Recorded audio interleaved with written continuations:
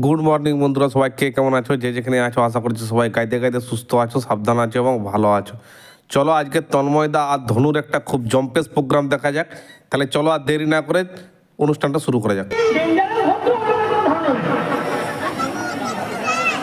এখন শুধু হাসতে দেখুন, পুরো মানে আমাদের বলে না বাপু তো আমাদের বিধান লেকের লেকের হাসতে বুঝলে বলো না, লেকের লেকের হাসতে দেখছো পুরো লেকের লেকের হাসছে, মানে ভিতরেও মানে জিনিস তৈরি করছে যে কাকাকে আমি কি করে জব্দটা করবো।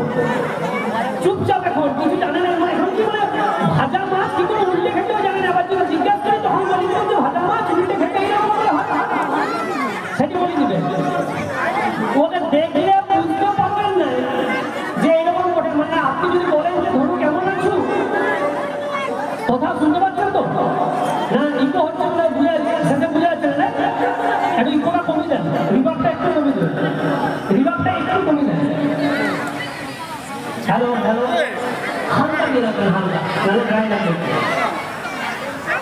আচ্ছা এরপর শুনতে পাচ্ছেন দাদা? বাচ্চা নয় এখনো বাচ্চা নয়, যাই হোক মজার তো এই যে ভদ্র মহিলাটিকে দেখছেন, একজন জিজ্ঞাসা করেন যে ধনু কেমন আছো? বলতে কাকা আমি ভালো আছি, তুমি কেমন আছো?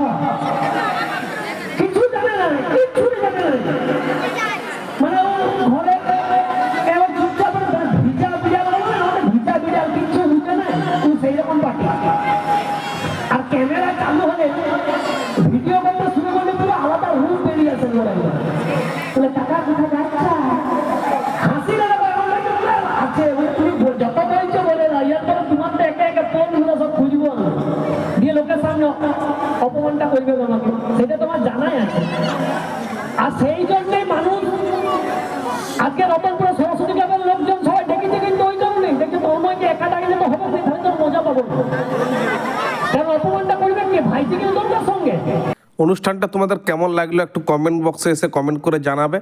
সব অনুষ্ঠানটা আমি পার্ট পার্ট করে দেখাবো। সবাই সুস্থ থাকবে, সাবধানে থাকবে এবং ভালো থাকবে।